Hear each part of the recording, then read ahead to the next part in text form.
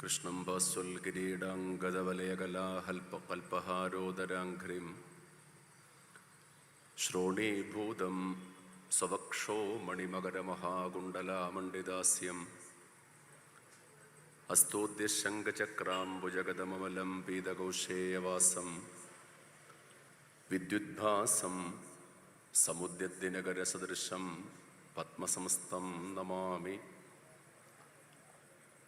കൃഷ്ണായ വാസുദേവായ ഹരേ പരമാത്മനെ പ്രണതക്ലേശനാശായ ഗോവിന്ദായ നമോ നമഃ. സജ്ജനങ്ങളെ, മാരൻകുളങ്ങര ദേവീക്ഷേത്ര സന്നിധിയിൽ നടക്കുന്ന 42ാമത് അഖില ഭാരത ശ്രീമദ് ഭാഗവത മഹാസത്രത്തിൻ്റെ 11ാം ദിവസമാണ് ഇന്ന്. ഇന്നത്തെ വിഷയാധിഷ്ഠിതമായിരിക്കുന്ന പ്രഭാഷണ പരമ്പരയുടെ ആരംഭമാണ്. ഇന്നത്തെ വിഷയം ഭിക്ഷുഗീത എന്ന ഏകാദശ സ്കന്ധത്തിലെ 23ാമത്തെ അധ്യായമാണ് പ്രഭാഷണ വിഷയം. ഏകാദശ സ്കന്ധം മുക്തിസ്കന്ധമായിട്ട് ജ്ഞാനികൾ ഗണിക്കുന്ന മഹത്തായിരിക്കുന്ന അധ്യായങ്ങൾ ഉൾപ്പെടുന്നതാണ്. ഏകാദശ സ്കന്ധത്തിലെ നമുക്കറിയാം ഉദ്ധവോപദേശം ആണ് വളരെ പ്രസക്തമായിരിക്കുന്ന പ്രതിപാദ്യ വിഷയം. 22ാമത്തെ അധ്യായത്തിൽ ഭഗവാന് ഓരോ വിഷയങ്ങളെപ്പറ്റി ഉപദേശം നൽകുന്നു. 22ാമത്തെ അധ്യായത്തിൻ്റെ അവസാനം നമുക്ക് കാണാം, ഉദ്ധവൻ ഭഗവാനോട് പറയുകയാണ്, യഥൈവമനുബുദ്ധ്യേയം വദതോ വദതാംബര സുദുസ്സഹമിമം മന്യേ ആത്മന്യസദതിക്രമം വിദുഷാമപി വിശ്വാത്മൻ പ്രകൃതിർഹി ബലീയസി ഹൃദേ ത്വദ്ധർമ്മനിരതാൻ ശാന്താംസ്തേ ചരണാലയാൻ. ഭഗവാനോട് അദ്ദേഹം പറയുകയാണ്, ഭഗവാനെ, ഈ ദുർജനങ്ങൾ ചെയ്യുന്ന ഉപദ്രവത്തെ സഹിക്കാൻ വളരെ പ്രയാസമാണ്. ആ പ്രയാസം എന്തുകൊണ്ടാണ് ഉണ്ടാകണമെന്ന് ചോദിച്ചാൽ, സ്വഭാവം അതിനെ സഹിക്കാൻ സമ്മതിക്കില്ല. പലതരത്തിലുള്ള ബുദ്ധിമുട്ടുകൾ ഉണ്ടായിക്കൊണ്ടിരിക്കും. അങ്ങയെ സംബന്ധിച്ചാണെങ്കിൽ ഭഗവാനെ അവിടുത്തെ സേവിക്കുന്ന, അവിടുത്തെ ആരാധിക്കുന്ന പരമശാന്തരായിരിക്കുന്ന ചിലർക്ക് ചിലപ്പോൾ ആ ഉപദ്രവത്തെ സഹിക്കാൻ സാധിക്കുമായിരിക്കും. പക്ഷേ എന്നെ പോലെയുള്ളവർക്ക് ഈ ദുർജനങ്ങളിൽ നിന്നുള്ള ഉപദ്രവം എളുപ്പമാണ് എന്ന് തോന്നുന്നില്ല. അതുകൊണ്ട് ഭഗവാനെ, അപമാനം സഹിക്കാനുള്ള ഉപായം മഹാത്മാക്കൾക്ക് പോലും എന്താ സംഭവിക്കുക എന്ന് വെച്ചാൽ, ദുർജനങ്ങളിൽ നിന്നുള്ള ഉപദ്രവം അസഹ്യമാണ്. ദുർജനങ്ങളിൽ നിന്ന് ഉപദ്രവം മഹാത്മാക്കൾ പോലും അസഹ്യമായിട്ട് കാണുമ്പോൾ അതിനെന്താണ് പരിഹാരം? ബുദ്ധി കൊണ്ട് മനസ്സിനെ അടക്കണം എന്നൊക്കെ പറയുമെങ്കിലും എന്താണതിന് പരിഹാരമെന്ന് ചോദിക്കുകയാണ്. ആ ചോദ്യത്തോടു കൂടിയിട്ടാണ് ഭാഗവതം ഏകാദശ സ്കന്ധത്തിലെ 22ാമത്തെ അധ്യായം സമർപ്പിക്കുന്നത്. 23ാമത്തെ അധ്യായത്തിൽ നമുക്ക് കാണാം, ഭഗവാന് ഉദ്ധവന്റെ ചോദ്യത്തിന് അല്ലെങ്കിൽ ഉദ്ധവന്റെ സംശയത്തിന് മറുപടി കൊടുക്കുകയാണ്. ബാർഹസ്പത്യ സവൈനാത്ര സാധുർവൈ ദുർജനേരിദേഹി ദുരിക്തൈർഭിന്നമാത്മാനം യ സമാധാതുമീശ്വര. ബൃഹസ്പതിയുടെ ശിഷ്യനെ എന്ന് സംബോധന ചെയ്യുന്നു. ബൃഹസ്പതി ദേവഗുരുവാണ്. ദേവഗുരുവായിരിക്കുന്ന ബൃഹസ്പതി, പൂർവ്വജന്മത്തിൽ അദ്ദേഹം ബൃഹസ്പതിയുടെ ശിഷ്യനായിരുന്നു. ഭാഗവത്തിൽ കാണാം. ബൃഹസ്പതിയുടെ ശിഷ്യനായ അവരുടെ ബാർഹസ്പത്യ എന്ന് വിശേഷിപ്പിച്ചത് അദ്ദേഹത്തോട് പറയുകയാണ്, ഉദ്ധവ, ഈ ദുർജനങ്ങൾ പറയുന്ന ദുർവാക്കുകൾ അതുപോലെ മർമ്മസ്ഥാനങ്ങളിൽ തട്ടിയ ബാണങ്ങൾ വേദനിപ്പിക്കില്ല എന്നാണ് പറയാം. അത്രയ്ക്ക് കഠോരമാണ് ദുർജനങ്ങൾ നമ്മളിൽ പ്രയോഗിക്കുന്ന വാക്കുകൾ. ആയുധപ്രയോഗമൊന്നും അത്രയ്ക്ക് നമ്മളെ വേദനിപ്പിക്കാറില്ല. സ്വാഭാവികമായിട്ടും വേദന ശരീരത്തിന് ഉണ്ടാകണത് വേണമെങ്കിൽ സഹിക്കാം, പക്ഷേ അത് മനസ്സിനുണ്ടായാൽ സഹിക്കാൻ പ്രയാസമാണ്. അതുകൊണ്ട് എന്താ വേണ്ടത്? ഒരു മാർഗം മാത്രമേ ഉള്ളൂ. ഭഗവാൻ പറയുകയാണ്, ഒരു മാർഗം മാത്രമേ ഉള്ളൂ. എന്താ മാർഗം? സ്വന്തം ശ്രമത്താല് സകല ദ്വന്ദ്വങ്ങളെയും, ദുഃഖത്തെ അല്ലെങ്കിൽ അപമാനത്തെ, ഇതിനെ സഹിക്കണമെങ്കിൽ എന്താ മാർഗം എന്ന് വെച്ചാൽ അതിന് മറ്റാരെയും സഹായം ഉണ്ടായാൽ പറ്റില്ല. ഒരു മാർഗം മാത്രമേ ഉള്ളൂ, സ്വന്തം ശ്രമത്താൽ മനസ്സിനെ നിയന്ത്രിക്കുക. ഇത് മാത്രമാണുള്ളത്. സമാനമായ ഒരു ഭാവം നമുക്ക് ഗീതോപദേശ സന്ദർഭത്തിൽ കാണാം. മനസ്സിനെ എങ്ങനെയാണ് ജയിക്കേണ്ടത് എന്ന് അർജുനൻ ചോദിക്കുമ്പോൾ ഭഗവാൻ പറയുന്നുണ്ട്, അഭ്യാസവും വൈരാഗ്യവും അല്ലാതെ മറ്റൊരു മാർഗമില്ല.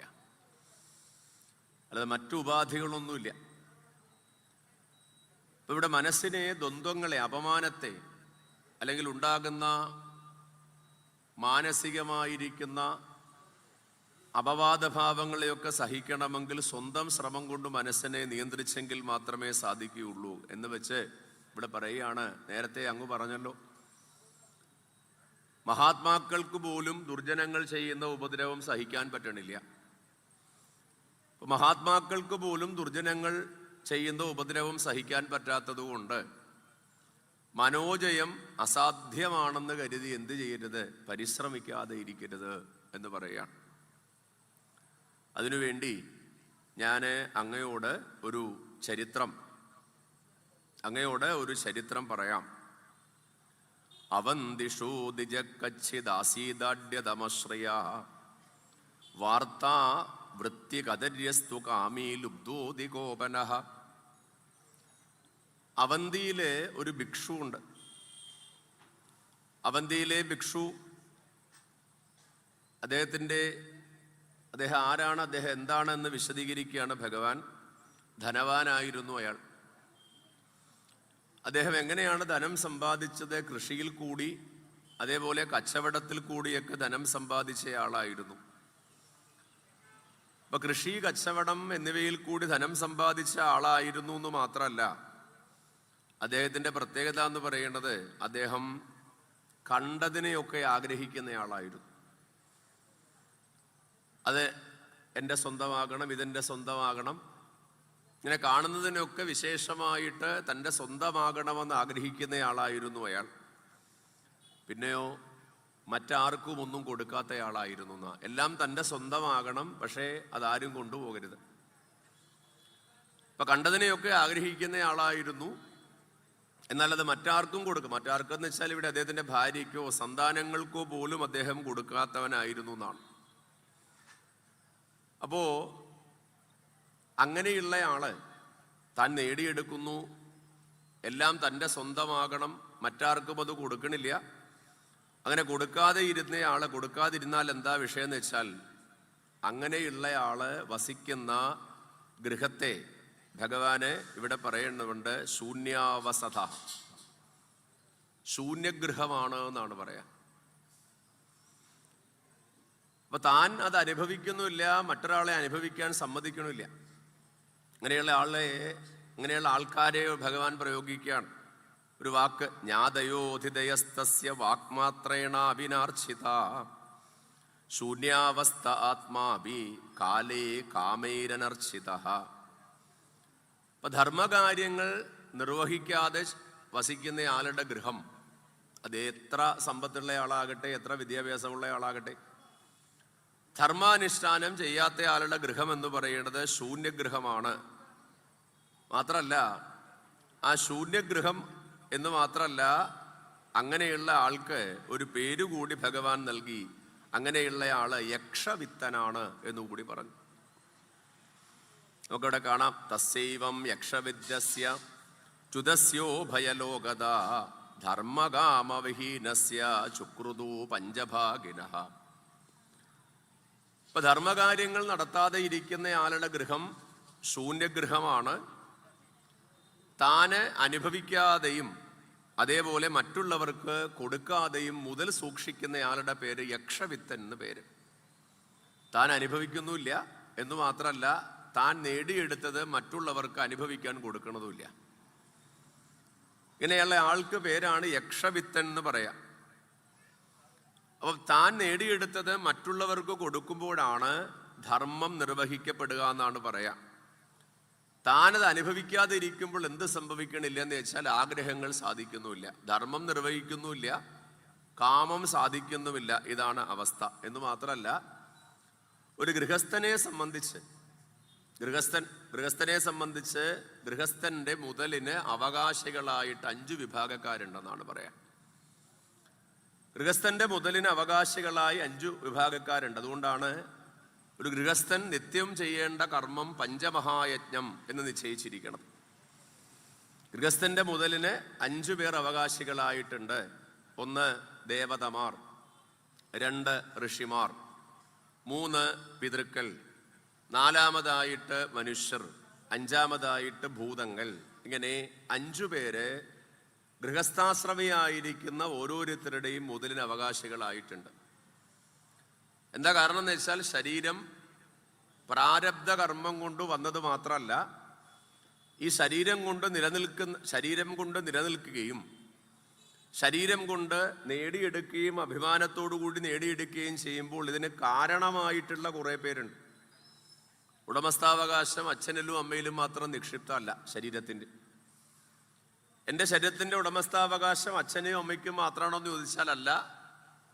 പിന്നീട് ആർക്കൊക്കെ ഉണ്ടെന്ന് ചോദിച്ചാൽ മുത്തശ്ശനുണ്ട്, മുത്തശ്ശിക്കുണ്ട്, ഇനി മുതുമുത്തശ്ശനുണ്ട്, മുതുമുത്തശ്ശിക്കുണ്ട്. തീർന്നില്ല.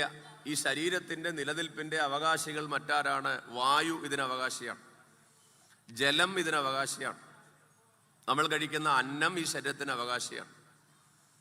അതേപോലെ നമ്മുടെ ചിന്തകൾക്ക് ആധാരമായിരിക്കുന്ന ഋഷി പരമ്പര അവകാശികളാണ്. അനുഗ്രഹത്തിന് കാരണമായിരിക്കുന്ന ദേവതകൾ അവകാശികളാണ്. അതുകൊണ്ടാണ് 5 അവകാശികൾ ഗൃഹസ്ഥന്റെ മുതലിന് ഉണ്ട് എന്ന് പറയാം. അതുകൊണ്ടാണ് പഞ്ചമഹായജ്ഞം ഗൃഹസ്ഥാശ്രമിക്ക് ഒഴിച്ചുകൂടാൻ പറ്റാത്ത നിത്യകർമ്മമായിട്ട് നിശ്ചയിക്കപ്പെട്ടിരിക്കണം. 5 യജ്ഞങ്ങൾ നമ്മൾ എല്ലാ ദിവസവും ചെയ്യണമെന്നാണ്. ഭഗവാന് മനു സ്മൃതിയിൽ പറയുന്നുണ്ട് 5 യജ്ഞം എങ്ങനെയാണ് നിർവഹിക്കേണ്ടതെന്ന് പറയുന്നുണ്ട്. അധ്യാപനോ ബ്രഹ്മയജ്ഞ ഋഷിയജ്ഞസ്തു തർപ്പണം ദൈവോ ഹോമോ ബലിർഭൗതോ നൃയജ്ഞോ അതിഥി പൂജനം എന്ന് വിശേഷിപ്പിക്കുന്നു. അധ്യാപനമെന്ന ബ്രഹ്മയജ്ഞം, സ്വാധ്യായം ചെയ്യുക, പഠിക്കുക, പഠിപ്പിക്കുക, അത് ഗൃഹത്തിൽ നടക്കേണ്ട കർമ്മമാണ്. പിതൃയജ്ഞസ്തു തർപ്പണം, ജീവിച്ചിരിക്കുന്ന അച്ഛനമ്മമാരെയും അവരുടെ അച്ഛനമ്മമാരെയും സ്നേഹപൂർവ്വം ശുശ്രൂഷിക്കുകയും മരിച്ചവർക്ക് ശാസ്ത്രീയമായി ശ്രാദ്ധകർമ്മങ്ങൾ നടത്തുക പിതൃയജ്ഞാണ്. ദൈവോഹോമോ, എല്ലാ ഗൃഹത്തിലും എല്ലാ ദിവസവും ദീപം തെളിക്കണം, നാമജപം ഉണ്ടാകണം, മന്ത്രജപം ഉണ്ടാകണം. അതോടൊപ്പം കഷ്ടപ്പെടുന്നവരെ സഹായിക്കാൻ സാധിക്കണം, ദൈവയജ്ഞമാണ്. ബലിർഭൗതോ നൃയജ്ഞോ അതിഥി പൂജനം. മനുഷ്യയജ്ഞം എന്ന് പറയുന്നത് വിശക്കുന്നവർക്ക് ഭക്ഷണം കൊടുക്കുക. അതേപോലെ അതിഥി പൂജനം എന്ന വാക്കൊരു അർത്ഥം നൽകിയിട്ടുള്ളത്, അതിഥി എന്ന് പറഞ്ഞാൽ സാമാന്യ തരത്തിൽ തിഥി നോക്കാതെ വരുന്നവരാണെങ്കിൽ ഇവിടെ തിഥിക്ക് അതീതരായവരൊന്നൊരർത്ഥം കൊടുത്തിട്ടുണ്ട്. എന്നുവെച്ചാൽ മഹാത്മാക്കൾ, ആ മഹാത്മാക്കളെ ആദരിക്കുക. അതെന്താണ്? മനുഷ്യയജ്ഞം. ഭൂതയജ്ഞം ബലിർഭൗതോ. ഭൂതയജ്ഞം എന്ന് വെച്ചാൽ നമ്മൾ ചെയ്യുന്നതാണ്. വീട്ടിലെ ചെടികൾ നട്ടു വളർത്തുന്നു, വൃക്ഷങ്ങൾ നട്ടു വളർത്തുന്നു, അതിനെ പരിപാലിക്കുന്നു, പക്ഷിമൃഗാദികളെ വളർത്തുന്നു, അതിന് ഭക്ഷണം കൊടുക്കുന്നു. ഇത് എന്താന്ന് വെച്ചാൽ ഇത് ഭൂതയജ്ഞമാണ്. അപ്പൊ ഈ പഞ്ചയജ്ഞം നമ്മൾ നിർവഹിക്കുമ്പോഴാണ് ഗൃഹസ്ഥന്റെ മുതല് അത് പ്രയോജനപ്പെടുക. ഇല്ലെങ്കിൽ എന്തായിട്ടെന്ന് വെച്ചാൽ അധാർമികമായി തീരുമെന്നാണ്, എത്ര നേടിയെടുത്താലും. അതുകൊണ്ടാണ് ഇവിടെ അത് സ്പഷ്ടമാക്കിയിട്ടുള്ളത്.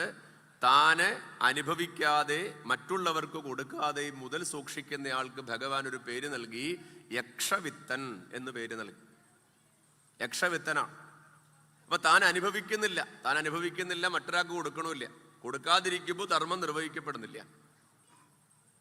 മാത്രമല്ല, താൻ തൻ്റെ ആഗ്രഹങ്ങളെ പൂർത്തീകരിക്കുന്നില്ലാത്തതുകൊണ്ട് കാമം ആഗ്രഹവും നിർവഹിക്കപ്പെടുന്നില്ലെന്നാണ്. അപ്പൊ അതുകൊണ്ട് ഇതൊന്നും ചെയ്യാതെ ഇരിക്കുമ്പോൾ എന്താ സംഭവിക്കുക എന്ന് വെച്ചാല്, ഈ ഗൃഹസ്ഥന്റെ മുതലിന് അവകാശികളായിട്ടുള്ളവർക്ക് എന്തുണ്ടാകും? ക്രോധം ഉണ്ടായിന്ന, കോപം വെച്ചാൽ സ്വകർമ്മഫലമായിട്ട് നശിക്കുന്നു എന്ന് പറയും. ഇങ്ങനെ എന്താ സംഭവിച്ചത്? ഇവിടെ ഭാഗവത്തിൽ വീണ്ടും നമുക്ക് കാണാം. ജ്ഞാതയോ ജഗൃഹു കിഞ്ചിത് കിഞ്ചിദ്ദസ്യ ബൗദ്ധവ ദൈവത കാലത കിഞ്ചിർ ബ്രഹ്മബന്ധോർ നൃപാർത്ഥിവാത്. ഈ സമ്പത്തിങ്ങനെ കൂട്ടിവെച്ചു. സമ്പത്തിങ്ങനെ കൂട്ടിവെച്ചിട്ട് അവസാനം എന്താ സംഭവിച്ചതെന്ന് വെച്ചാൽ, കാലം ഇങ്ങനെ കടന്നുപോയി. അപ്പോൾ എന്തായെന്ന് വെച്ചാൽ, ഈ സമ്പത്ത് ഇദ്ദേഹത്തിന്റെ അവകാശികൾ തന്നെ കുറെ ഭാഗം അപഹരിച്ചു. നോക്കൂ, ഭാര്യയ്ക്കും പുത്രനും സന്താനങ്ങൾക്ക് പോലും കൊടുക്കില്ല. അറിയാം, ഭാര്യയും സന്താനങ്ങളും എന്തെന്ന് വെച്ചാല് സമ്പത്തിന്റെ ഒരു ഭാഗത്തെ അപഹരിച്ചു. പിന്നെയോ കള്ളന്മാര് കുറെ സമ്പത്ത് കൊണ്ടുപോയി. പിന്നെ അഗ്നിബാധ മൂലം കുറെ സമ്പത്ത് നശിച്ചു. പിന്നെ എന്താ സംഭവിച്ചത്? ഇവിടെ പറയണ വെള്ളപ്പൊക്കം മൂലം കുറെ സമ്പത്ത് അങ്ങനെ നശിച്ചു പോയി. കാലക്രമം കൊണ്ട് നശിച്ചു പോയി കുറെ സമ്പത്ത്. വീണ്ടും പറയുന്നു, പിന്നെ കുറെ ആളുകൾ എങ്ങനെയൊക്കെയോ കബളിപ്പിച്ചത് എടുത്തുകൊണ്ട് പോയി. പിന്നെ അവസാനം എന്തായെന്ന് വെച്ചാൽ, രാജാവ് പല കാരണങ്ങൾ കൊണ്ടെന്ന് വെച്ചാൽ ഗവൺമെന്റ് നികുതിയുടെ രൂപത്തിൽ ഇത് കുറെ സമ്പത്ത് കൊണ്ടുപോയി എന്നാണ്. അപ്പൊ കാലക്രമേണ സമ്പത്തിങ്ങനെ കൂട്ടിവെച്ചിട്ട് കാര്യമില്ല. അത് പ്രയോജനം ചെയ്യില്ലെങ്കിൽ എന്ത് ചെയ്യില്ല, തനിക്കും മറ്റുള്ളവർക്കും അവസാനം എങ്ങനെയെങ്കിലും പോകുന്നുള്ളതാണ്. കുറെ വർഷങ്ങൾക്ക് മുമ്പ് നമുക്കറിയാം, നോട്ട് നിരോധനം കഴിഞ്ഞപ്പോൾ പല പ്രദേശങ്ങളിലും ചാക്കുകണക്കിന് നോട്ടുകൾ എന്ത് ചെയ്തു? പ്രത്യക്ഷപ്പെട്ടു. എന്തിനൊക്കെയായിരുന്നു? വെറുതെ കൂട്ടിവെച്ചിരിക്കണം. അവസാനം എന്താ സംഭവിച്ചെന്ന് വെച്ചാൽ, ഇത് കടലാസിന്റെ വില പോലുമില്ല. ഒന്നുകിൽ അത് താൻ പ്രയോജനപ്പെടുത്തണം, മറ്റുള്ളവർക്കും പ്രയോജനപ്പെടുത്താത്ത രീതിയിൽ ഒളിച്ചു വെക്കാൻ പരിശ്രമിച്ചു എന്നാണ്. അങ്ങനെ ആരൊക്കെ പരിശ്രമിക്കുന്നുണ്ട് അവരുടെ എല്ലാ സ്ഥിതി അതാണ്. അതിന് പ്രത്യക്ഷ ഉദാഹരണമാണ്. അപ്പൊ അതുകൊണ്ട് ഈ സമ്പത്തിനെ എല്ലാം നശിച്ചപ്പോൾ എന്തായെന്ന് വെച്ചാൽ സ്വജനങ്ങൾ ഉപേക്ഷിച്ചു എന്നാണ്. എപ്പോഴാണ് നമ്മുടെ കൂടെ സാധാരണ ലോകത്തിൽ പ്രിയമുള്ളവരൊക്കെ ഉണ്ടാകുന്ന വെച്ചാൽ, നമുക്ക് ബന്ധുബലം ഒക്കെ ഇരിക്കണം എന്ന് വെച്ചാൽ, സമ്പത്തൊക്കെ കൂടെയുണ്ടെങ്കിൽ സ്വാഭാവികമായിട്ട് എന്ത് ചെയ്യും? നമ്മുടെ കൂടെ എല്ലാവരും കാണുമെന്ന. അപ്പൊ ഈ കൂടെയുള്ളവർക്ക്, ഭാര്യയ്ക്കും മക്കൾക്കും നീളെ ഇഷ്ടമല്ല എങ്കിൽ തന്നെയും സമ്പത്തുണ്ടല്ലോ എന്ന ഭാവത്തിൽ ഇഷ്ടം പ്രകടിപ്പിച്ചുകൊണ്ടിരുന്നു എന്നാണ്. അപ്പൊ ഇതിന് സമ്പത്തെല്ലാം നശിച്ചിട്ട് എല്ലാവരും ഉപേക്ഷിച്ചു. എല്ലാം ഉപേക്ഷിച്ചിട്ട് അദ്ദേഹം എന്താ എന്ന് വെച്ചാൽ ദരിദ്രനായിട്ട് മാറി എന്നാണ്. ആ ദരിദ്രനായിട്ട് മാറിയപ്പോ അദ്ദേഹത്തെ ആരും ശ്രദ്ധിക്കണില്ല, അദ്ദേഹം എന്താണെന്ന് അന്വേഷിക്കണില്ല. ഇങ്ങനെ അദ്ദേഹം അലഞ്ഞു നടന്നു എന്നാണ്. ഭ്രാന്തനെ പോലെ, ഒരു ഭിക്ഷാന്തേഹിയെ പോലെ നിരന്തരമായിട്ട് അദ്ദേഹം നടന്നു. അങ്ങനെ നടന്ന അദ്ദേഹത്തിന്റെ വിചാരത്തെ ഇവിടെ നമുക്ക് ഭാഗവതത്തിൽ കാണാം. അദ്ദേഹം പറയണെന്തെന്ന് വെച്ചാൽ, അർദ്ധസ്യ സാധനേ സിദ്ധേ ഉത്കർഷേ രക്ഷണേ വ്യയേ നാശോപഭോഗ ആയാസസ്ത്രാസശ്ചിന്താ ഭ്രമോ നൃണാം. ഈ ധനം സമ്പാദിക്കാൻ ശ്രമിക്കുമ്പോൾ 7 തരത്തിലുള്ള ബുദ്ധിമുട്ടുകൾ ഉണ്ടാകുമെന്ന് അദ്ദേഹം പറയാം. അപ്പൊ സമ്പാദിച്ച് നേടിയെടുത്തിട്ട് പ്രയോജനം ചെയ്തിട്ടില്ലാത്ത ആളുടെ വിചാരമായിട്ട് കരുതിയാൽ മതി ഇതെന്ന. സമ്പാദിച്ച് നേടിയെടുത്തിട്ട് മറ്റുള്ളവർക്ക് കൊടുക്കുകയും സ്വന്തം ആഗ്രഹങ്ങൾ സാധിക്കുകയും ചെയ്യുന്ന ആളുടെ വിഷയമല്ല ഇത്. ഇദ്ദേഹം നേടിയെടുത്ത് കൂട്ടിവെച്ച ഒരാളാണ്. അപ്പൊ താൻ ഉദ്ദേശിച്ചതിലും വിപരീതമായ അനുഭവം ജീവിതത്തിൽ വന്നപ്പോൾ അദ്ദേഹത്തിന് സ്വാഭാവികമായിട്ടും വിരക്തി ഉണ്ടായി. ആ വിരക്തി ഉണ്ടായിട്ട് അദ്ദേഹം പറയുകയാണ്, സമ്പാദിക്കാൻ ശ്രമിക്കുമ്പോൾ എന്ത് ചെയ്യണം? അധ്വാനിക്കേണ്ടി വരുന്നു. പിന്നെയോ കൈവശമായി കഴിഞ്ഞാൽ അടുത്ത വിഷയം എന്താ? ഭയം ഉണ്ടാവുന്നു. പൊതു സ്വഭാവമാണ് ലോകത്തിന്. നമ്മൾക്കറിയാം, ധനം സമ്പാദിക്കണമെങ്കിൽ നമ്മൾ വെറുതെ ഇരുന്നാൽ പറ്റില്ല. ധനം വരട്ടെ, ഏതെങ്കിലും ആകർഷണ യന്ത്രം ധരിച്ചുകൊണ്ടിരുന്നാൽ ധനം വരില്ലല്ലോ. അങ്ങനെയാണല്ലോ നമ്മൾ എളുപ്പത്തിൽ ധനം. ഭൈരവാകർഷണ യന്ത്രം, കുബേരാകർഷണ യന്ത്രം ഒക്കെ കഴുത്തെ കെട്ടിയിട്ടാൽ ഇങ്ങോട്ട് വരുമെന്നാണ്. വെറുതെ ഒരു കാര്യമില്ല. അങ്ങനെ വന്നവരൊന്നും ഇതുവരെ ആരും വന്നായിട്ട് പറഞ്ഞിട്ടില്ല. അപ്പോൾ ധനം സമ്പാദിക്കണമെങ്കിൽ ശ്രമിക്കണം. അതിനാണല്ലോ രാവിലെ എഴുന്നേൽക്കുമ്പോൾ നമ്മൾ പ്രാർത്ഥിക്കാറില്ലേ, കരാഗ്രേ വസതേ ലക്ഷ്മി. ലക്ഷ്മി ഉണ്ടാകണം എല്ലാവരുടെ ആഗ്രഹം. പിന്നെയോ ആഗ്രഹം സാധിക്കണമെങ്കിൽ അത് കരമധ്യേ സരസ്വതി, അറിവുണ്ടായാലല്ലേ ആഗ്രഹം സാധിക്കുള്ളൂ. അറിവ് മാത്രം പോരല്ലോ, കരമൂലേ സ്ഥിത ഗൗരി. പ്രവൃത്തിയും അറിവും കൂടി ചേരുമ്പോഴാണ് ഫലം ഉണ്ടാകുക, ഐശ്വര്യം ഉണ്ടാകുക. അപ്പോ ഇങ്ങനെ നേടിയെടുക്കാൻ വേണ്ടി പരിശ്രമിക്കണം, അധ്വാനം ചെയ്യേണ്ടി വരുന്നു. അത് കൈവശമായാൽ അടുത്ത വിഷയത്തിൽ വെച്ചാൽ ഭയമാണ്. ഇനി വർദ്ധിച്ചാലോ വിചാരമാണ്, അയ്യോ വർദ്ധിച്ചെടുത്ത് എന്ത് എന്നുള്ള വിചാരം ഉണ്ടാവും. തീർന്നില്ല, ഇതെങ്ങനെ പരിപാലിക്കും എന്നുള്ള പ്രയാസം ഉണ്ടാകുന്നു. ഇതെങ്ങനെയാണ് പരിപാലിക്കുക എന്നുള്ള പ്രയാസം ഉണ്ടാകുന്നു. പിന്നെയോ ചെലവ് ചെയ്യാനൊരു ഭീതിയാ. ചെലവ് ചെയ്യണമല്ലോ, ഇതെല്ലാം പ്രശ്നമാണ്. നേടിയാൽ പ്രശ്നം, ഉണ്ടായാൽ പ്രശ്നം, ചെലവ് ചെയ്താൽ അതിനേക്കാട്ടിൽ വലിയ പ്രശ്നം. പിന്നെയോ നശിച്ചാലോ അത്യധികം വിഷമുണ്ടാകുന്നു. ഇനി അനുഭവിക്കുമ്പോഴോ താൻ അനുഭവിച്ചാലുള്ള വിഷയം എന്ന് വെച്ചാൽ ഇത് ചെലവാകുന്നല്ലോ എന്നുള്ള ചിന്തയുണ്ടാകുന്ന. ഇങ്ങനെ 7 തരത്തിലുള്ള ബുദ്ധിമുട്ടുകൾ ധനം സമ്പാദിക്കാൻ ശ്രമിക്കുമ്പോൾ ഉണ്ടാകുന്നു എന്നാണ് വിഷുവിന്റെ വിചാരാണേ. വീണ്ടും അദ്ദേഹം പറയാണ്, സ്ഥേയം ഹിംസാധൃതം ദംഭ കാമക്രോധസ്മയോ മദഃ ഭേദോ വൈരം അവിശ്വാസ സംസ്പർദ്ധ വ്യസന നിജ. ഇനി ധനത്തിൽ അത്യാശ വന്നാൽ എന്താ ചെയ്യുക ഒരു വ്യക്തി? അതാണ് അദ്ദേഹം പറയേണ്ടത്. ധനത്തില് അത്യാശ വന്നാൽ ഒരു വ്യക്തി ചെയ്യേണ്ടത് കളവ് ചെയ്യും. പിന്നെയോ മറ്റുള്ളവരെ വേണമെങ്കിൽ ഉപദ്രവിക്കും. പിന്നെ നുണ പറയും. ധനത്തിൽ അത്യാശ വന്നാൽ അടുത്തെന്താ? വഞ്ചിക്കും. ധനത്തിലുള്ള ആശയല്ലേ, വഞ്ചിച്ചാലിപ്പോൾ എന്താ ധനം കിട്ടുന്നല്ലേ? ധനത്തിൽ ആശിച്ചാൽ വഞ്ചിക്കും. പിന്നെയോ അത്യാശ ഉണ്ടായാൽ അടുത്തെന്ന് വെച്ചാൽ അന്യന്റെ മുതലിനെ ആഗ്രഹിക്കുക, എൻ്റെത് പോരാ മറ്റേതെല്ലാം കൂടെ വേണം എന്നുള്ള ആഗ്രഹം ഉണ്ടാവും. കിട്ടാതായാലോ ദേഷ്യമുണ്ടാകുമെന്ന. ഇങ്ങനെ 15 ദോഷങ്ങളുണ്ട് എന്തിന്? ഈ ധനത്തിന്. നേടാൻ വേണ്ടിയുള്ള പരിശ്രമം, അങ്ങനെ 7 പ്രശ്നങ്ങളും. നേടിക്കഴിഞ്ഞ് വീണ്ടും ആസക്തി വർദ്ധിക്കുമ്പോൾ ഉണ്ടാകുന്ന വിഷയങ്ങളുമായിട്ട് 15 അനർത്ഥങ്ങൾ ഉണ്ടാകുന്നു എന്ന് മാത്രമല്ല, ഇത് ഉണ്ടെങ്കിൽ 9 ദോഷങ്ങളും കൂടി ഉണ്ടാകാമെന്നാ പറയാം. 9 ദോഷങ്ങളും കൂടി ഉണ്ടാകാം. ഒന്ന് ഗർവ്, എനിക്കുണ്ട് എന്നുള്ള ഗർവ്. 2 അഹങ്കാരം. കാരണം എന്താ? ധനം കൊണ്ടെല്ലാം പരിഹരിക്കാൻ സാധിക്കുന്നുള്ള അഹങ്കാരം. അഹങ്കാരത്തിന് കാരണം എന്താ നമുക്കറിയാലോ. അഹങ്കാരത്തിന് കാരണം എൻ്റെ ശരീരം, എൻ്റെ ആരോഗ്യം, എൻ്റെ സൗന്ദര്യം, എൻ്റെ ധനം എപ്പോഴും ഇതുപോലെ തന്നെ ഇരിക്കും എന്നുള്ളത് അഹങ്കാരത്തിന് പ്രധാനപ്പെട്ട കാരണമാണ്. അപ്പോൾ അഹങ്കാരം ഉണ്ടാകുന്നു. പിന്നെയോ വിഷമം. പിന്നെ അടുത്ത മത്സരം. വീണ്ടും പറഞ്ഞു അവിശ്വാസം. എന്തിലും അവിശ്വാസം ഉണ്ട്? സ്പർദ്ധ, സ്ത്രീ സേവ, ചൂതുകളി, മദ്യപാനം. ഇങ്ങനെ എന്ത് സംഭവിക്കുന്നു? 9 ദോഷങ്ങൾ കൂടി ഉണ്ടാകുന്നു എന്നാണ്. ശ്രദ്ധിക്കണം, ഇത് സാധാരണ ലോകത്തെ സംബന്ധിച്ചല്ല, ഇങ്ങനെയുള്ള ആൾക്കാരെ സംബന്ധിച്ചിട്ടാണ്. ഇത് സാധാരണ ധനം സമ്പാദിക്കാൻ നമ്മളെപ്പോഴുള്ളവർക്കാന്ന് വിചാരിച്ചാൽ അബദ്ധമാണ് കേട്ടോ. ഇത് ഇങ്ങനെയുള്ള ആൾക്കാരെ സംബന്ധിച്ചിട്ടാണ്. അതാണ് ഭിക്ഷുഗീത എന്ന് പറയാം. അപ്പോ 9 ദോഷങ്ങൾ കൂടി ഉണ്ടാകുന്നത്. അതുകൊണ്ട് അദ്ദേഹം പറഞ്ഞു 9 ദോഷങ്ങൾ ഉള്ളത് കൊണ്ട് അദ്ദേഹം ഇവിടെ പറയാണ്, ഏതേ പഞ്ചദശാനർദ്ധോ ഹെർത്തമൂല മതാദൃഢാം തസ്മാൻ അനർത്ഥമർത്ഥാഖ്യം ശ്രയോർദ്ധി ദൂരതസ്തജേത്. അതുകൊണ്ട് അദ്ദേഹം പറയാണ്, ഈ 15 ദോഷങ്ങളുള്ള ഇതിന്റെ പേരെന്താ? അർത്ഥം എന്നാ പേര്. അർത്ഥം എന്നല്ല ഇത് പേര്, ഒരു അനർത്ഥാണെന്ന് പറയാണ് അദ്ദേഹം. അനുഭവത്തിൽ നിന്നാ പറയണത്. ഇതിന് അർത്ഥം നല്ല പേര് കൊടുക്കേണ്ടത് അനർത്ഥാണ്. മാത്രമല്ല ഈ അർത്ഥം നിരർത്ഥകമാണ് എന്നുകൂടി അദ്ദേഹം പറയാം. പിന്നെ അടുത്തെന്ന് വെച്ചാല് ധനം സ്വന്തമായി കഴിഞ്ഞാലുള്ള പ്രശ്നം എന്താ? നിസ്സാര കാര്യങ്ങൾക്ക് വേണ്ടി തർക്കിക്കില്ല. നോക്കൂ, നമ്മൾ കാണുന്നില്ല സമാജത്തിൽ സഹോദരന്മാർ തമ്മിൽ ഭാഗം വെക്കുന്ന സമയത്ത് തർക്കം. കാരണം എന്താ? 1 സെന്റ് അല്ലെങ്കിൽ 1 സ്ക്വയർ ഫീറ്റ് കുറഞ്ഞു പോയി, കൂടുതൽ കൊടുത്തു, കുറച്ചു കൊടുത്തു. അങ്ങനെയുണ്ട്. ഈ അടുത്ത കാലത്തിലുള്ള പറഞ്ഞു, അമ്മയെ നോക്കാൻ ഞാൻ മാത്രമേ ഉള്ളൂ. എന്താ കാരണം? എനിക്ക് 20 സെന്റ് വസ്തു കൂടുതൽ അമ്മ എഴുതി തന്നു. അമ്മ വിചാരിച്ച് ആരെങ്കിലും നോക്കുമല്ലോ വിചാരിച്ചു കൊടുത്ത.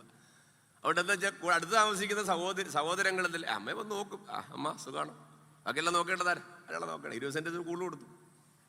അപ്പൊ 20 സെന്റ് വസ്തു കൂടുതൽ കൊടുത്താലേ എന്ത് ഉള്ളൂ? അമ്മയെ നോക്കൂന്നായി. കാരണം എന്താ? അമ്മയും അച്ഛനോടും മക്കൾക്കുള്ളത് എന്താന്ന് വെച്ചാൽ കടമാണല്ലോ.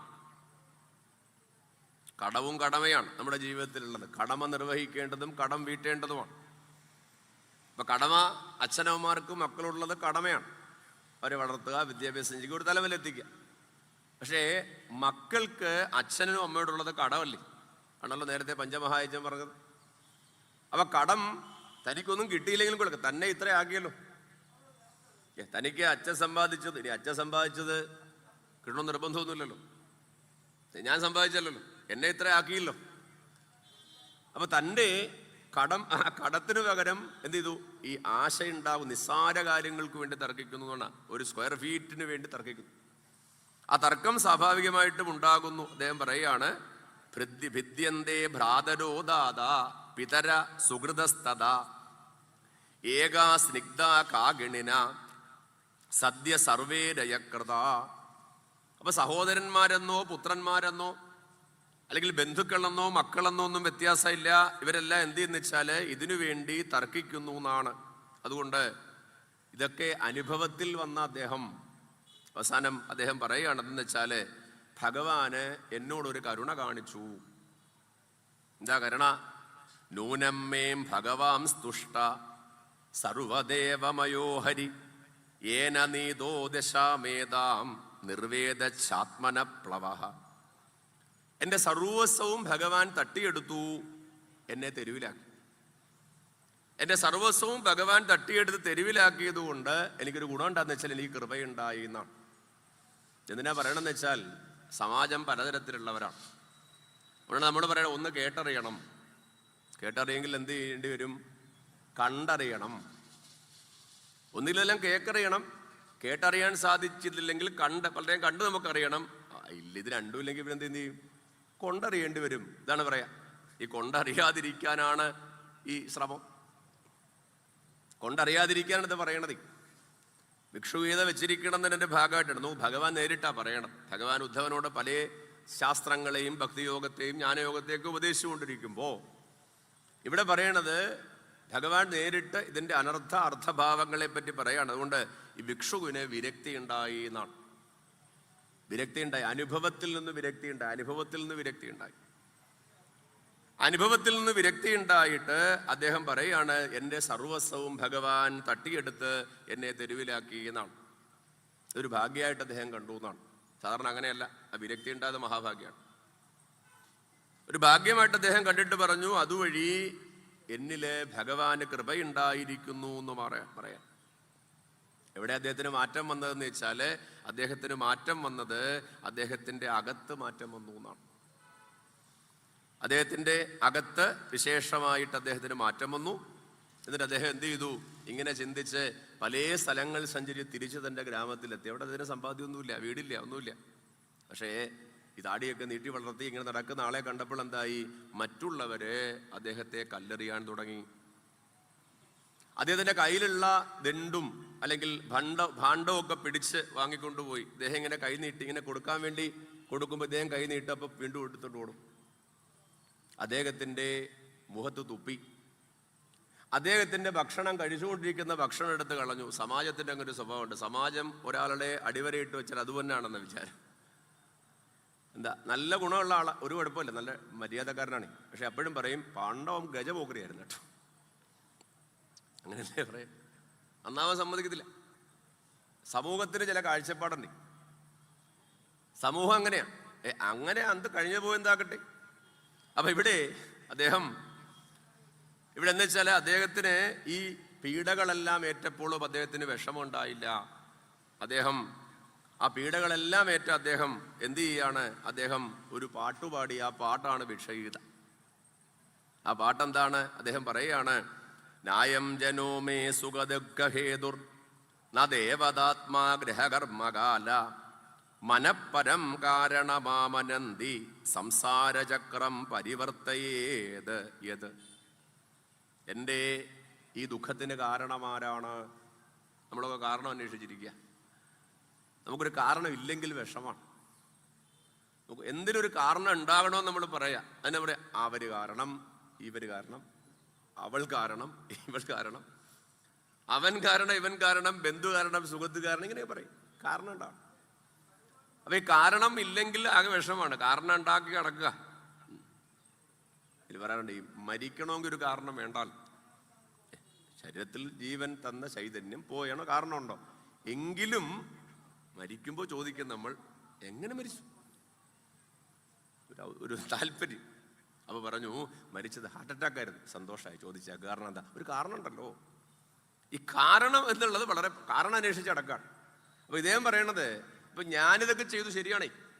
എൻ്റെ സമ്പത്തെല്ലാം വീട്ടുകാർ മോഷ്ടിച്ചുകൊണ്ട് പോയി, മറ്റുള്ളവർ മോഷ്ടിച്ചുകൊണ്ട് പോയി, രാജാവ് പിടിച്ചെടുത്തുകൊണ്ട് പോയി, എല്ലാം നശിച്ചു. ഇതിന് കാരണമാരാണ്?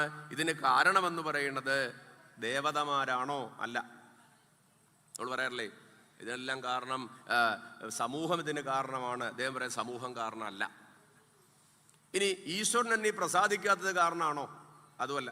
അമ്പലത്തിൽ പോയി ഇപ്പോഴും മഹാഭക്തരെന്ന് പറയുന്ന ആൾക്കാർ എല്ലാ ദിവസവും അമ്പലത്തിൽ പോകുന്നവർ, എല്ലാ ദിവസവും നാമം ജീവിക്കുന്നവർ, എല്ലാ മാസവും ഗുരുവായൂരപ്പനെ തൊടുന്നവർ പോയിട്ട് പറയും, എന്നാലും എൻ്റെ ഗുരുവായൂരപ്പാ നീ എന്നെ കാണുന്നില്ലേ, നീ എൻ്റെ പ്രാർത്ഥന കേൾക്കുന്നില്ലേ? അപ്പം എന്താ കാര്യം എന്ന് വെച്ചാൽ അത് പ്രാർത്ഥനയും ദൃഢമല്ല, ഭക്തിയും ദൃഢമല്ലെന്നേ ഉള്ളൂ. ദൃഢമായതുകൊണ്ടല്ല, ഭക്തി ദൃഢമാകാത്തതുകൊണ്ട് അങ്ങനെ പറയാനുള്ള കാരണം. അതുകൊണ്ട് പറയാണ്, എൻ്റെ ഈ വിഷമത്തിന് കാരണം എന്താന്ന് വെച്ചാൽ ജനമല്ല, പിന്നെയോ ദേവതമാരല്ല, പിന്നെ എന്താ മറ്റേ നമ്മൾ പറയാം ഗ്രഹങ്ങളാണെന്ന് പറയുന്നു, ഗ്രഹദോഷം സാമാന്യ സമൂഹത്തിൽ. അദ്ദേഹം പറയണത് എൻ്റെ ഈ വിഷമത്തിന് കാരണം ഗ്രഹങ്ങളുമല്ല, ശനിദേശയോ ശുക്രദേശയോ ഏത് ദേശയോ ഒന്നുമല്ല. പിന്നെയോ ഇനിയും മറ്റൊരു കാരണം എന്ന് വെച്ചാൽ അവനവൻ്റെ പ്രവൃത്തിക്ക് കാരണം കർമ്മമാകുമല്ലോ. കർമ്മത്തിൻ്റെ പ്രത്യേകം എന്താ? നല്ല കർമ്മം ചെയ്യും നല്ല ഫലം കിട്ടും, നല്ലതല്ലാത്ത കർമ്മം ചെയ്യും നല്ലതല്ലാത്ത ഫലം കിട്ടും. അപ്പം കർമ്മങ്ങളല്ല. പിന്നെ കാലമാണോ? കാലം ശരിയല്ല കേട്ടോ, കാലം പോയി എന്ന് പറയില്ലേ, കലിയുഗാണേ എന്ന് പറയും. കാലമാണോ? അദ്ദേഹം പറയാം കാലവുമല്ല. പിന്നെയോ ആത്മാവാണോ? ആത്മാവല്ല. ആണ് അദ്ദേഹം പറയണത്, ന്യായം ജനോ മേ സുഖദുഃഖ ഹേതുർ ന ദേവതാത്മാ ഗ്രഹകർമ്മകാല മനഃപരം കാരണമാമനന്തി സംസാരചക്രം പരിവർത്തയേത്. എന്താ പ്രധാനപ്പെട്ട കാരണം എന്ന് വെച്ചാൽ എൻ്റെ ദുഃഖത്തിന് കാരണം മറ്റൊന്നുമല്ല, എൻ്റെ തന്നെ മനസ്സാണ്. മനസ്സിനെ പറ്റി വളരെ വിസ്തരിച്ച് ഭഗവാൻ പല ഘട്ടത്തിലും പ്രതിപാദിച്ചിട്ടുണ്ട്. നേരത്തെ പറഞ്ഞു, ഗീതോപദേശ സന്ദർഭം തന്നെ ആ മനസ്സിനെ ജയിക്കാൻ വേണ്ടിയിട്ടുള്ള ഒരു വിശേഷമാണ്. ശബരിയൊക്കെ വളരെ വിശദമായിട്ട് അതിനെപ്പറ്റി സംസാരിച്ചിട്ടുണ്ട്. അപ്പോൾ മനസ്സിൻ്റെ അദ്ദേഹം പറയുകയാണ്, സ്വന്തം മനസ്സിനെ, ദുഃഖകാരണം എന്താണ്? മനസ്സാണ് എന്ന് മാത്രമല്ല, വീണ്ടും അദ്ദേഹം പറഞ്ഞു, മനോവശ്യേന്നേഹഭവൻ സ്മദേവ മനശ്ശനാന്യസ്യ വശം സമേതി ഭീഷ്മോ ഹി ദേവ സഹസഹീയാൻ യുഞ്ജ്യാത് വശേതം സഹിദേവദേവ. സ്വന്തം മനസ്സിനെ വരുതിയിൽ വെക്കാൻ സാധിക്കുന്നവൻ ആരാണ്? ദേവന്മാരുടെയും ദേവനാണ്. വലിയൊരു പ്രധാനപ്പെട്ട ഒരു ഘടകമാണ്. കാരണം എൻ്റെ മനസ്സിൽ എനിക്ക് നിയന്ത്രണം ഉണ്ടോ എന്നുള്ളത് സ്വയം ചിന്തിച്ചാൽ മനസ്സിലാവും. എൻ്റെ മനസ്സ് എൻ്റെ നിയന്ത്രണത്തിലാണോ അതോ ഞാൻ മനസ്സിൻ്റെ നിയന്ത്രണത്തിലാണോ? പൊതുവെ നമ്മളെല്ലാം മനസ്സിൻ്റെ നിയന്ത്രണത്തിലാണ്. അതുകൊണ്ട് പറയാറുണ്ട്, പോകാൻ എനിക്ക് മനസ്സില്ല, കാലില്ലെന്ന് ആരും പറഞ്ഞിട്ടില്ല. കേൾക്കാൻ എനിക്ക് മനസ്സില്ല, ചെവിക്ക് ഒരു കുഴപ്പമില്ല, നല്ലോണം കേൾക്കുന്നുണ്ട്, 1.5 കിലോമീറ്റർ ഉള്ള ശബ്ദവും അയാൾ കേൾക്കുന്നുണ്ട്. കാണാൻ എനിക്ക് മനസ്സില്ല, കണ്ണിന് കാഴ്ചശക്തിക്ക് കുഴപ്പമൊന്നുമില്ല. എടുക്കാൻ എനിക്ക് മനസ്സില്ല, കൊടുക്കാൻ എനിക്ക് മനസ്സില്ല, വാങ്ങാൻ മനസ്സില്ല. അപ്പോൾ മനസ്സാണല്ലോ പ്രധാനം. ഇനി മനസ്സാരാണ്? മനസ്സൊരു അവയവമാണോ? അതുമല്ല. മനസ്സൊന്നൊരു അവയവം ഇല്ലല്ലോ. ശരീരത്തിനുള്ളില് ധാരാളം അവയവങ്ങളുണ്ട്, അതിൽ മനസ്സില്ല. പുറത്ത് ധാരാളം അവയവങ്ങളുണ്ട്, അതിൽ മനസ്സില്ല. അപ്പൊ മനസ്സ് ഒരു അന്ധകരണമാണ്, സൂക്ഷ്മഭാവമാണ്. അതുകൊണ്ട് പറയാണ്, ഈ മനസ്സ്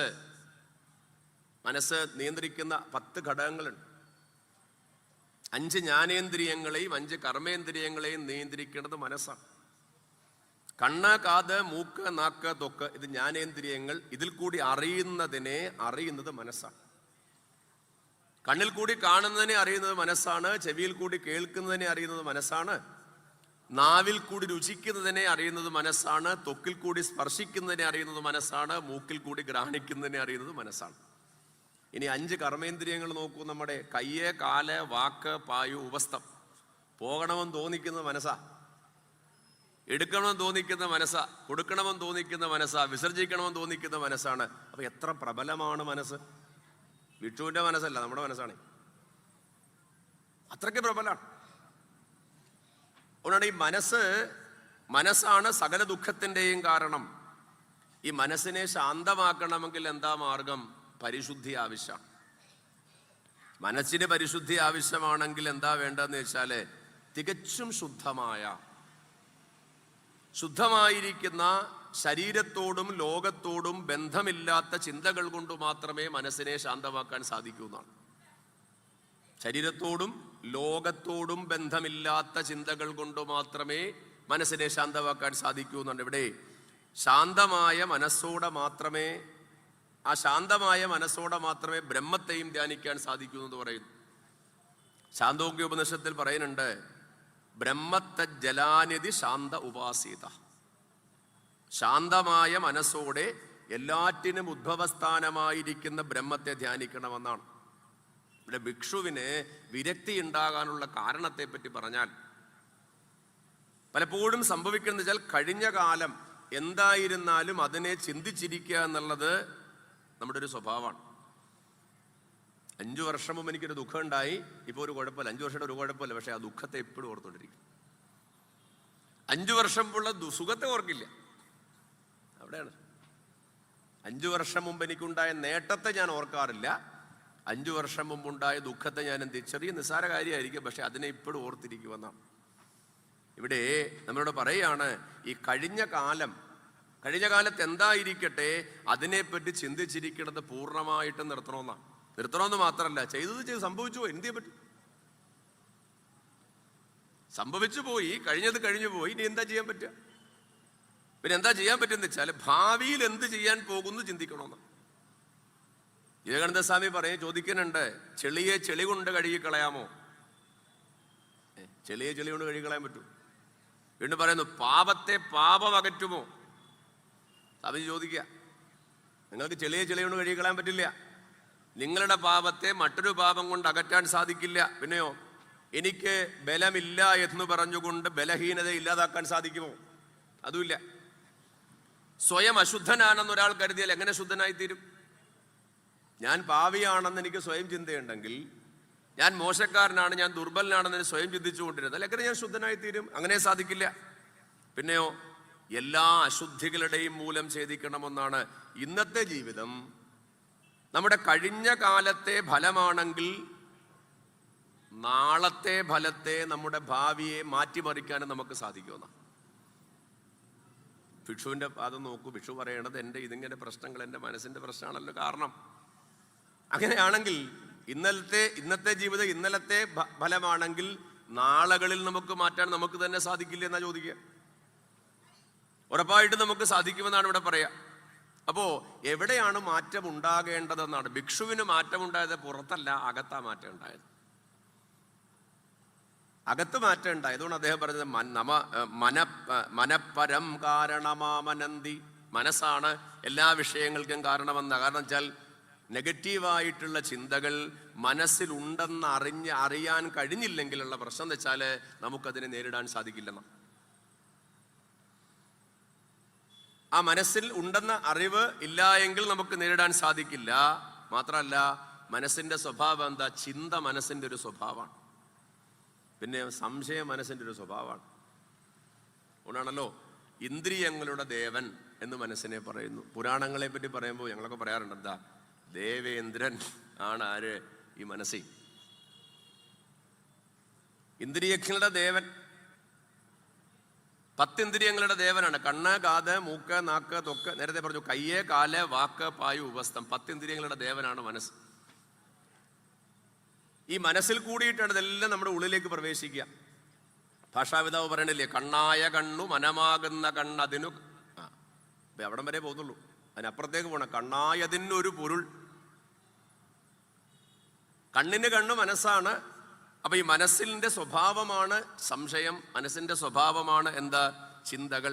ഇവിടെ ചിന്തകൾ എങ്ങനെയാ വരേണ്ടതെന്ന് വെച്ചാൽ ഇവിടെ പറയുന്നു, ആ ചിന്തകൾ നല്ലതായി മാറണം. കഴിഞ്ഞു പോയതിനെ ഓർത്ത്, അതിനെ സംഭവിച്ചതിനെ ഓർത്ത് പരിതപിച്ചു കൊണ്ടിരുന്നാൽ കാലം കടന്നു പോവുകയുള്ളൂ, നമുക്ക് മാറ്റം ഉണ്ടാവില്ല. അവളെല്ലാം അങ്ങനെയാണ്. ജീവിതത്തിൽ എങ്ങനെയാണ് പരിവർത്തനം ഉണ്ടാകുന്നത് വെച്ചാൽ, ആ പരിവർത്തനത്തിന്റെ ഘടകം പോരായ്മകളെ ഓർത്തിരുന്നത് കൊണ്ടല്ല, പോരായ്മകളെ അതിക്രമിച്ചത് കൊണ്ടാണ് പരിവർത്തനം ഉണ്ടായതെന്ന് പറയുകയാണ്.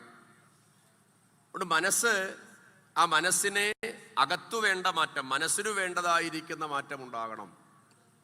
പതഞ്ജലി മഹർഷി യോഗസൂത്രത്തിലെ സദാചാര നിയമങ്ങൾ 2 പറയുന്നുണ്ട്. 1 യമവും 2 നിയമവും. ആ നിയമത്തില് ആദ്യം പറയുന്നു ശൗചം. ശൗചം എന്താ? പരിശുദ്ധി. എവിടെയാ പരിശുദ്ധി? ശരീരത്തിന്റെയും മനസ്സിന്റെയും പരിശുദ്ധി. ശരീരത്തിനും മനസ്സിനും പരിശുദ്ധി ഉണ്ടാകണം. പിന്നെയോ, ശരീരം ഈശ്വരക്ഷേത്രമാണ്, അതിനെ ശുദ്ധമാക്കി വെക്കണം. ഇതം ശരീരം കൗന്ദേയ ക്ഷേത്രമിത്യഭിധീയതേ. നമ്മൾ കേട്ടിട്ടുണ്ടല്ലോ, എല്ലാ ക്ഷേത്രങ്ങളും നമ്മുടെ ശരീരമാണ്. ക്ഷേത്രത്തിലെ പ്രധാന ദേവത നമ്മുടെ ഉള്ളിലിരിക്കുന്ന ആത്മചൈതന്യമാണ്. അതിനാണ് ഏകം സദ് ഏകമേവ അദ്വിതീയം എന്ന് വേദം നമ്മുടെ മുമ്പിലേക്ക് വെച്ചിട്ടുള്ളത്. അപ്പോൾ ഒന്ന് ഋഷി പറയുന്നു, ഈ മനസ്സിനെ ശുദ്ധമാക്കാനുള്ള മാർഗങ്ങളെ പറ്റി പറയണം. ഒന്ന്, പരിശുദ്ധി ഉണ്ടാകണം, ശരീരത്തിനും മനസ്സിനും ശുദ്ധി ഉണ്ടാകണം.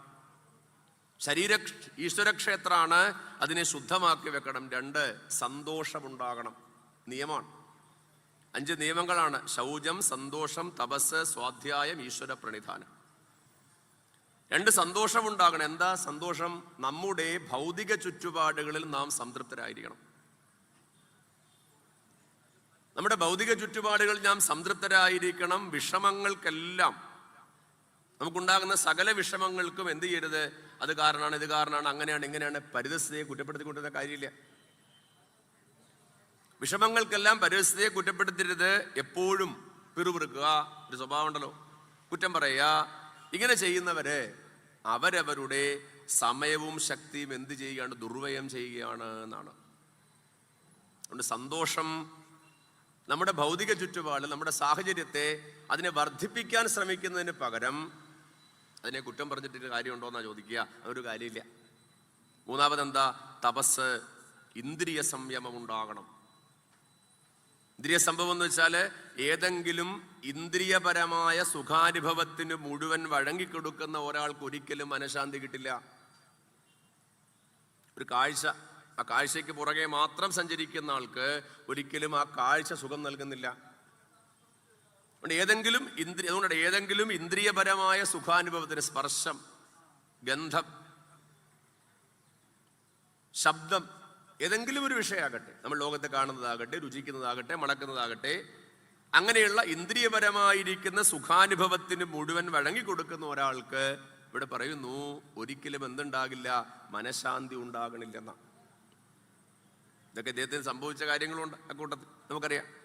പിന്നെയോ സ്വാധ്യായം ഉണ്ടാകണം. നാലാമതായിട്ട് ഋഷി പറഞ്ഞു സ്വാധ്യായം എന്ന് വെച്ചാൽ എന്താ? പുസ്തകങ്ങൾ പഠിക്കല്ല, അത് മാത്രമേ. പിന്നെ എന്താ പഠിക്കേണ്ടത്? സ്വന്തം മനസ്സിനെയും പഠിക്കണം. ഇവിടെ സ്വാധ്യായം, പതഞ്ജലി ഋഷി പറഞ്ഞു സ്വാധ്യായം ഉണ്ടാകണം. സ്വാധ്യായം സ്വന്തം മനസ്സിനെയും കൂടി പഠിക്കണം. എന്താ പ്രശ്നം എന്ന് വെച്ചാൽ അവനവന്റെ മനസ്സിനെ പഠിച്ചില്ലെങ്കിൽ കാര്യമുണ്ടോ? അവനവന്റെ മനസ്സിനെ പഠിക്കാത്തിടത്തോളം കാര്യം എന്തെങ്കിലും ഉണ്ടോ? ഒരു കാര്യമില്ല. അഞ്ചാമതായിട്ട് പറഞ്ഞു ഈശ്വര പ്രണിധാനം. എന്താ ഈശ്വര പ്രണിധാനം? ആത്മസമർപ്പണം ചെയ്യലെന്നാണ്. ഭിക്ഷു വന്നത് ആ ഭാവത്തേക്കിലാണ്. ആത്മസമർപ്പണം ചെയ്യൽ. എന്താ ചെയ്തത്? അതിന്റെ ഫലമായിട്ട് പരിപൂർണ സമർപ്പണം. നമ്മൾ പ്രാർത്ഥിക്കണ്ട കായേന വാച മനസ്സേന്ദ്രിയേർവാ ബുദ്ധി. അത് വാക്കിൽ മാത്രമേ ഉള്ളൂ. പലപ്പോഴും വളരെ ഘോരമായിട്ട് വേണ്ടത് കായേന, ശരീരം കൊണ്ട്, മനസ്സുകൊണ്ട്. നാരായണേതി സമർപ്പയാമി, നാരായണനെ വിളിക്കേണ്ട സർവം സമർപ്പയാമി. പക്ഷേ ഇത് പലപ്പോഴും വാക്കിൽ മാത്രമേ ഉള്ളൂ, പ്രവൃത്തിയിലുണ്ടാകണില്ല. അപ്പൊ ഇവിടെ ഈശ്വര പ്രണിധാനം എന്ന് പറയുന്നത് ആത്മസമർപ്പണം, തന്നെ സമർപ്പണം ചെയ്യൽ. അതിന്റെ ഫലമായിട്ട് എന്താ ഗുണമുണ്ടാകുക? ഏറ്റവും സൂക്ഷ്മമായ ഒരു അശുദ്ധി നമുക്കുണ്ടെന്ന പതഞ്ജലി ഋഷി പറയണത്. ഏറ്റവും സൂക്ഷ്മമായ ഒരു അശുദ്ധി ഉണ്ട്. എന്താ അശുദ്ധി? അഹങ്കാരം. അഹങ്കാരം എന്ന് പറയുന്ന അശുദ്ധി എന്ത് ചെയ്യും? ഇല്ലാതായി മാറും. അഹങ്കാരം എന്താ? നേരത്തെ പറഞ്ഞത് എൻ്റെ കൂടെ ഇരിക്കും. ഭിക്ഷുവിനൊക്കെ സംഭവിച്ചതല്ലേ? ഇതെൻ്റെ കൂടെ എപ്പോഴും ഉണ്ടാകും, ആരും കൊണ്ടുപോയില്ല. ഞാൻ ഭാര്യയ്ക്ക് കൊടുത്തില്ലെങ്കിലും കുഴപ്പമില്ല, മക്കൾക്ക് കൊടുത്തില്ലെങ്കിലും കുഴപ്പമില്ല, മറ്റുള്ളവർക്ക് ദാനം ചെയ്തില്ലെങ്കിലും കുഴപ്പമില്ല, ഈ ഞാൻ സ്വന്തം ചെലവഴിച്ചാലും കുഴപ്പമില്ല. എന്താ? ഇതെൻ്റെ കൂടെ ഉണ്ടാകും എന്നുള്ള അഹങ്കാരം. അപ്പോൾ ഈ അഹങ്കാരം എന്തെന്ന് വെച്ചാൽ ഈശ്വരനെ സമ്പൂർണമായിട്ട് ആത്മസമർപ്പണം ചെയ്യുമ്പോൾ ഏറ്റവും സൂക്ഷ്മമായിരിക്കുന്ന അശുദ്ധി ആകുന്ന അഹങ്കാരം അകലും. അകന്നാൽ എന്താ? അഹങ്കാരം അകലുമെന്നാണ് പറയാ. ഈ അഹങ്കാരം ഈശ്വര പ്രണിധാനം കൊണ്ട് മാത്രമേ സാധിക്കുകയുള്ളൂ. ഈ അഹങ്കാരമില്ലാതെയായി തീരുന്ന ആളുടെ അവസ്ഥ എന്ന് വെച്ചാല് ആത്മസംയമം ഇല്ലാത്തയാളെ സംബന്ധിച്ച് എന്താ? യോഗം അസാധ്യമാണെന്ന് കൂടി പറയുകയാണ്. അപ്പോ ഇങ്ങനെ മനസ്സിനെ പരിപൂർണമായി, തൻ്റെ മനസ്സിനെ, നമ്മുടെ മനസ്സിനെ ഭഗവതർപ്പിതമാക്കാൻ വേണ്ടിയാണ് ഈ സത്സംഗവും ശ്രവണവും എല്ലാം. മനസ്സിന്റെ പൊതു സ്വഭാവം എന്താ വെച്ചാൽ മനസ്സ് ലോകത്തിൽ ഇങ്ങനെ ഭ്രമിച്ചുകൊണ്ടിരിക്കും. എന്നാൽ മനസ്സിന്റെ പ്രത്യേകത എന്ന് വെച്ചാൽ ആ മനസ്സ് ശരീരത്തിൽ ചൈതന്യം ഉള്ളെങ്കിലേ മനസ്സിനും പ്രയോജനമുള്ളൂ. വളരെ ശ്രദ്ധിക്കണം. മനസ്സിനെ നമ്മുടെ നിയന്ത്രണം നിർത്താനുള്ള ഉപാധിയാണ് അവസാനം എന്താ? ആത്മസമർപ്പണം എന്ന് പറയാം. ആത്മസമർപ്പണം എങ്ങനെ ഉണ്ടെന്ന് വെച്ചാൽ മനസ്സിനോട് നമുക്ക് സ്വയം പറയാൻ സാധിക്കണേ, മനസ്സേ നീ സ്വതന്ത്രനല്ല. സ്വതന്ത്രനല്ല എന്ന് പറയാൻ കാരണം എന്ന് വെച്ചാല് നിനക്ക് എവിടെയാ നിൽക്കാൻ സാധിക്കുക? ഡെഡ് ബോഡിയിൽ നിനക്ക് നിൽക്കാൻ സാധിക്കില്ലല്ലോ. മൃതശരീരത്തിൽ കൈയുണ്ട്, കാലുണ്ട്, മൂക്കുണ്ട്, നാക്കുണ്ട്, തൊക്കുണ്ട്, കണ്ണുണ്ട്, ഇതെല്ലാം ഉണ്ട്. പക്ഷേ മനസ്സില്ല. കാരണം ചൈതന്യം, ഈ ആത്മചൈതന്യം ഉണ്ടെങ്കിലേ മനസ്സിനും പ്രസക്തിയുള്ളൂ. അതുകൊണ്ട് ഈ മനസ്സിനെയും ആത്മാർപ്പണം ചെയ്യാൻ സാധിക്കണമെന്ന് ആചാര്യന്മാർ പറഞ്ഞു. മന എന്ന വാക്കിനെ തിരിച്ചിട്ടാൽ എന്തായി? നമ എന്നായി. മനസ്സിനെ തിരിച്ചിട്ടാൽ നമ എന്നായി. അപ്പോൾ ഈ മനസ്സിനെ എപ്പോഴാണോ ഈശ്വരഭാവത്തിലേക്ക് നമ്മൾ പ്രവേശിപ്പിക്കണം, മനസ്സിനെ ഈശ്വരഭാവത്തിലേക്ക് പ്രവേശിപ്പിക്കാനുള്ള മാർഗമാണ് നാരദ മഹർഷി നമുക്ക് നൽകിയത്. ശ്രവണം, കീർത്തനം, സ്മരണം, പാദസേവനം, അർച്ചനം, വന്ദനം, ദാസ്യം, സഖ്യം, അവസാന ആത്മനിവേദനം. സാമാന്യ സമൂഹമായ നമുക്കുള്ളതാണ്. പക്ഷെ ഇദ്ദേഹത്തെ സംബന്ധിച്ച് ഇദ്ദേഹം എന്താന്ന് വെച്ചാല് ഇദ്ദേഹം അനുഭവത്തിൽ നിന്നാണ് പഠിച്ചത്. അപ്പൊ നമ്മൾ ധനം സമ്പാദിച്ചുള്ളൂ, സുഖഭോഗങ്ങളിൽ ജീവിച്ചുള്ളൂ, ഒന്നും വേണ്ടെന്ന് പറയണില്ല ശാസ്ത്രം ഇവിടെ. പക്ഷേ അത് ഇങ്ങനെയുള്ള പ്രശ്നങ്ങളായി തീരരുതെന്നാണ് പറയാ. അസ്വസ്ഥരാകരുത് നമ്മളൊന്നും എന്നാണ് പറയാ. അവിടെ എന്ത് ചെയ്തു? അദ്ദേഹം തൻ്റെ മനസ്സാണ് ഇതിന് കാരണം, മനസ്സാണ് സകല ഭ്രമത്തിനും കാരണം. സങ്കല്പ വികല്പങ്ങൾ എവിടെയാണ്? മനസ്സിനാണ് ഉണ്ടാകുക. അല്ലാതെ എൻ്റെ തലയെ വരെ അല്ല, ഗ്രഹദോഷമല്ല, മറ്റുള്ളവരല്ല, ഇനി എന്നിൽ നിന്ന് മോഷ്ടിച്ചുകൊണ്ട് പോയിട്ടുള്ളവരല്ല, ടാക്സി പിടിച്ച ഭരണാധികാരിയല്ല, ഇവരൊന്നുമല്ല. പിന്നെയോ ഇത് മനസ്സാണ് കാരണം. അതുകൊണ്ട് അദ്ദേഹം എന്ത് ചെയ്തു? ആ മനസ്സിനെ പരിപൂർണമായിട്ട് ഭഗവതർപ്പിതമാക്കിയപ്പോൾ ഹാപ്പിയായി. അദ്ദേഹം ആത്മാരാമനായി സഞ്ചരിച്ചു എന്നാണ്. വളരെ സന്തോഷവാനായി, ആത്മാരാമനായി വളരെ സന്തോഷവാൻ അദ്ദേഹം സഞ്ചരിച്ചു. ആ സഞ്ചരിച്ചു എന്ന് മാത്രമല്ല, ലോകം നോക്കൂ, അവനവന്റെ സന്തോഷം അവനവന്റെ സൃഷ്ടിയാണെന്ന് പറയും. ലോകം പലതും പറയും. ലോകത്തിന് നമുക്കുണ്ടായ ആന്തരിക മാറ്റം അറിയാൻ സാധിക്കില്ല. ലോകം പുറമേക്കുള്ള മാറ്റമല്ലേ കാണുള്ളൂ. ലോകത്തിന് എന്താ കാണും? ലോകം സമാജം പറയണത് പുറമേക്കുള്ള മാറ്റം. ഒരാളുടെ ആന്തരിക മാറ്റം ആർക്കും അറിയാൻ സാധിക്കും? അത് അവനവന് മാത്രമേ അറിയാൻ സാധിക്കുള്ളൂ, ഈശ്വരന് മാത്രമേ അറിയാൻ സാധിക്കുള്ളൂ എന്നാണ്. അതുകൊണ്ട് ഈ ഭിക്ഷുഗീത ഉപദേശിച്ച് ഭഗവാൻ പറഞ്ഞു, ആ ഭിക്ഷു ആനന്ദമഗ്നനായി സഞ്ചരിച്ചു. എന്തുകൊണ്ടാ? ഭഗവാനിലേക്ക് സമർപ്പണം ചെയ്തുകൊണ്ട്, തൻ്റെ മനസ്സിനെയും ഭഗവത് സമർപ്പണം ചെയ്തുകൊണ്ട് ആനന്ദഭക്തനായി സഞ്ചരിച്ചു എന്നാണ്. എന്നിട്ട് ഭഗവാൻ പറയാണ്, ഭഗവാൻ ഉദ്ധവനോട് പറയാണ്, യ ഏതാം ഭിക്ഷുണാഗീതം ബ്രഹ്മനിഷ്ഠാം സമാഹിതഃ ധാരയൻ ശ്രാവയൻ ശൃണ്ണൻ ദ്വന്ദ്വേർ നൈവാഭിഭൂയതേ. ഈ ഭിക്ഷുഗീത കേട്ടതുകൊണ്ടെന്താണ് ഫലം? ഭിക്ഷുഗീത കേട്ടതുകൊണ്ടെന്താണ് ഫലം? മനസ്സിനെ നിയന്ത്രിക്കാൻ ശക്തിയില്ലാത്തവരാണെങ്കിലും, ഭൂരിപക്ഷം പേരും സ്വന്തം മനസ്സിനെ നിയന്ത്രിക്കാൻ ശക്തിയില്ലാത്തവരാണെന്ന് ഭഗവാൻ നന്നായി അറിയാലോ. ഭഗവാന്റെ സൃഷ്ടിയല്ലേ നമ്മളല്ല. അപ്പൊ ലോകത്തിലുള്ളവരെ മനസ്സിനെ നിയന്ത്രിക്കാൻ ശക്തിയില്ലാത്തവരാണെങ്കിലും ഇതിനെ ശ്രദ്ധയോടെ കേൾക്കുകയും പിന്നെയോ ശ്രദ്ധയോടെ കേൾപ്പിക്കുകയും ബ്രഹ്മത്തിൽ, ബ്രഹ്മം എന്ന് പറഞ്ഞാൽ എന്താ? ഭാഗവതം പറയണില്ലേ, ബ്രഹ്മേതി പരമാത്മേതി ഭഗവാൻ ഇതി ശബ്ദതേ. ഈ ഭഗവാൻ തന്നെയാണ് ആര്? ബ്രഹ്മം. ഭാഗവതത്തിൽ സ്പഷ്ടമാക്കണ്ടല്ലോ, ബ്രഹ്മം എന്ന് പറയുന്നത് വ്യത്യസ്തമല്ല. എല്ലായിടത്തും നിറഞ്ഞിരിക്കുന്ന ചൈതന്യത്തെ ഋഷിമാർ ബ്രഹ്മമെന്ന് പറഞ്ഞു. അതിനെ ഉപാസിക്കുന്ന ഉപാസകന്മാർ അതിനെ പരമാത്മാവെന്ന് പറഞ്ഞു. അതിനെ ഭജിക്കുന്ന ഭക്തരായ നമ്മൾ അതിനെ ഭഗവാൻ അല്ലെങ്കിൽ ഭഗവതി എന്ന് വിശേഷിപ്പിക്കുന്നു. ബ്രഹ്മേതി പരമാത്മേതി ഭഗവാൻ ഇതി ശബ്ദതേ.